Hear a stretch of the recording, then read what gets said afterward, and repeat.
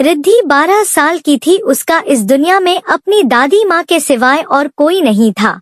वह बहुत छोटी थी जब उसके मम्मी पापा एक एक्सीडेंट में गुजर गए थे। उसकी दादी उसे बहुत प्यार करती थी। दादी दादी मुझे जल्दी से चांद से आने वाली परी की कहानी सुनो ना, बिना आपकी कहानी सुन मुझे नींद ही नहीं आती है। हाँ रिद्धि आओ मेरे पास आकर लेट जाओ, फिर तुम्हें उसे परी की कहानी सुनाती हूँ।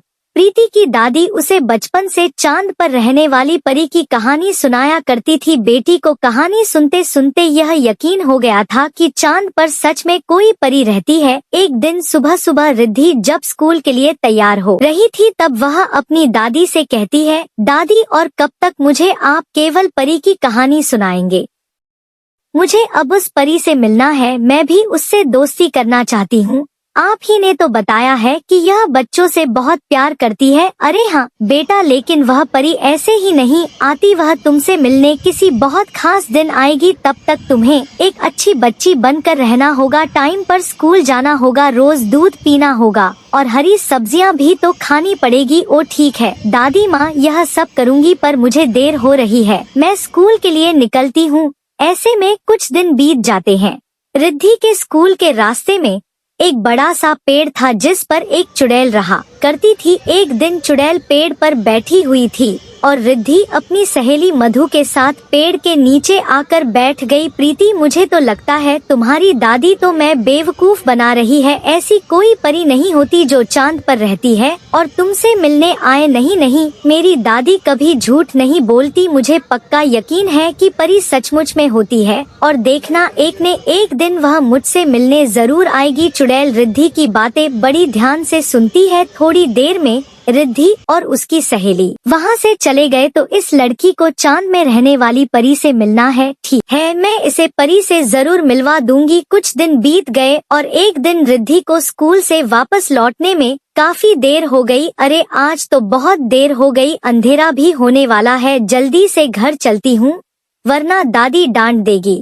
रीति जल्दी जल्दी घर की तरफ जा रही थी और तभी चुड़ैल परी का भेष बनाकर उसके सामने आ जाती है। रिद्धि चुड़ैल को देखकर हैरान हो जाती है। कौन हो तुम? अरे तुमने मुझे नहीं पहचाना, मैं चांद पर रहती हूँ, मैं यहाँ तुमसे मिलने आई हूँ। क्यों, क्या तुम चांद पर रहने वाली परी हो? हाँ बिल्कुल ठीक पहचाना तुमने, मैं वही परी हूँ और मैं तुमसे मिलने आई हूँ। तुम अपनी दादी से अक्सर मेरे बारे में पूछती थी ना? चुड़ैल की बातें सुनकर विधि को पूरी तरह से यकीन हो गया कि वह चांद पर रहने वाली परी ही है। हाँ मैं अक्सर तुम्हारे बारे में दादी से पूछता हूँ, अब मुझे यकीन है कि तुम ही वह परी हो। तो बताओ क्या हम साथ में खेल सकते हैं?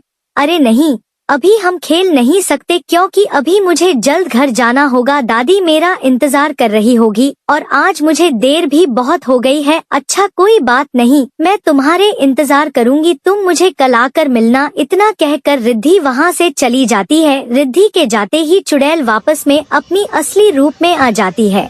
मेरा प्लान कामयाब रहा, अब आएगा मजा। इसके बाद चुड़ैल भी वापस अपने पेड़ पर चली जाती है और अपनी दादी को सारी बात बताती है। जानती हो दादी, आज चांद पर रहने वाली परी मुझसे मिलने आई थी। अच्छा, और उसने क्या कहा तुमसे? वह मेरे साथ खेलना चाहती थी लेकिन आज मुझे बहुत देर हो गई थी ना, इसलिए मैंने उसे मना कर दिया। अब मैं कल जाकर उसके साथ खेलूंगी। रिद्धि की दादी को लगता है कि वह कहानी बना रही है, इसलिए उसके बात को हंस के टाल देती है। अगले दिन रिद्धि चुड़ैल से मिलती है। चुड़ैल फिर से भेष बदल कर आ गई थी। वह, रिद्धि तुम तो मेरी सबसे अच्छी दोस्त बन गई हो, मुझे तुम्हारे साथ खेलकर बहुत अच्छा लगा। अब हम तो रोज तो तुम्हारे साथ खेलने आना, ठीक है? हाँ हाँ बिल्कुल, बस मुझे अपनी दादी से पूछना पड़ेगा। यह सुनकर चुड़ैल थोड़ा घबराती गई। उसे लगा कि फिर रिद्धि की दादी को सब पता ना चल जाए वह, लेकिन अगर उन्होंने मना कर दिया तो नहीं वह मन नहीं करेगी। मैंने उन्हें बता दिया है चांद पर रहने वाली परी अब मेरी दोस्त बन गई है, तुम फिक्र मत करो, मैं कल। चुड़ैल यह सुनकर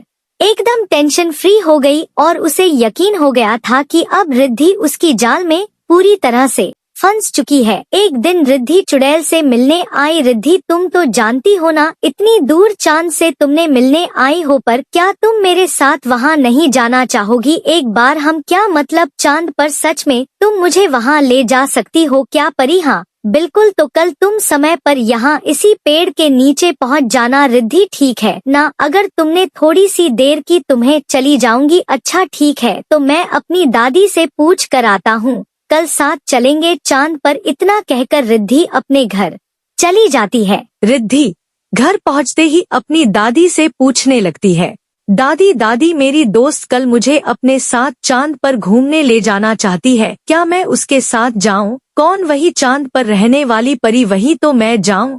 दादी हाँ बिल्कुल, जो ध्यान रहे अंधेरा होने से पहले वापस लौट के आ जाना। रिद्धि खुश होकर खाना खाकर सो जाती है। अगले दिन भी फिर शाम होते ही दीदी अपने वादे की मुताबिक चुड़ैल से मिलने इस पेड़ के नीचे पहुंच जाती है। चुड़ैल पहले से ही परी के भेष में वहां खड़ी थी। वह विधि से कहती है, अरे आगे तू तो एकदम समय पर आ गई। मैंने वादा किया था ना, मैं हमेशा अपना वादा निभाता हूँ।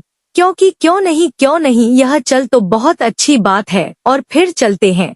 रिद्धि वैसे हम चांद पर जाएंगे कैसे परी? क्या तुम्हारे पास कोई रॉकेट है? अरे नहीं रिद्धि, मैं तुम्हें जादू से लेकर जाऊंगी, बस तुम थोड़ी देर यहीं रुको, मैं अभी आई। इधर रिद्धि के दादी घर पर थी और वह सोचने लगती है, आज मेरा सब काम जल्दी खत्म हो गया, चलो अब चल कर देखती हूँ आखिर यह रिद्धि की नई दोस्त कौन है जिसे वह चांद से आने वाली परी कहती है। दादी घर से निकलकर उस पेड़ के पास जाने लगती है। उधर चुड़ैल रिद्धि के पास एक बड़ा सा दरवाजा उठा कर ले आती है, पर यह तो सिर्फ दरवाजा है, वह भी बिना घर का। इसमें हम कैसे चांद पर जाएंगे परी? अरे रिद्धि, यह जादू दरवाजा है, इसे खोलते ही जब तुम इसके दूसरे छोर पर जाओगी तो तुम सीधा चांद पर पहुंच जाओगी, समझी क्या? सच में? अब चलो जल्दी से दरवाजे के उसे पर जाओ। तभी दादी माँ वहाँ पर आ जाती है और वह दूर से उसे, चुड़ैल को परी के भेष में थी, उसे दरवाजे के अंदर जाते हुए देख लेती है। अरे यह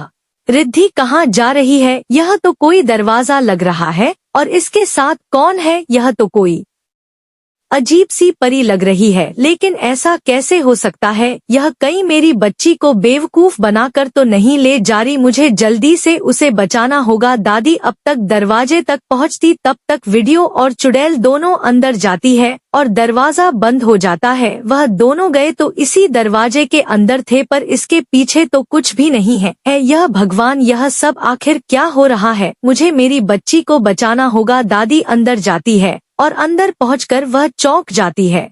वह देखी है कि परी अपना रूप बदल चुकी थी और वह एक चुड़ैल में बदल जाती है। चुड़ैल ने रिद्धि को बंद रखा था और वह एक कढ़ाई में तेल गर्म कर रही थी। आज तो मेरी बिरयानी बनाकर खाऊंगी तेरी। वैसे आज के बाद तुम हमेशा याद रखेगी, अनजान लोगों पर कभी भरोसा नहीं करना चाहिए। लड़की वैसे बिना, अरे तू जिंदा है कि कहाँ बचेगी? याद रखने के लिए मुझे जाने दो प्लीज, मुझे इतना बड़ा धोखा दिया तुमने, प्लीज मुझे छोड़ दो। चल बड़ी आई, ऐसे कैसे छोड़ू तुझे? इतने दिन से मैं इसी दिन का इंतजार कर रही थी। वैसे एक बात तो पूछना भूल गई तुझे, तू कैसा लग रहा है तुझे चांद पर? दादी को यह सब सुनकर बहुत गुस्सा आता है और जल्दी पास में आती है और एक चाकू लेकर चुड़ैल पर हमला कर देती है और चुड़ैल को वहीं पर मार देती है। और रिद्धि दादी के पास आकर दादी से गले मिलती है और बोलती, मुझे माफ कर दो दादी, अब मैं कभी भी किसी अनजान के साथ नहीं जाऊंगी।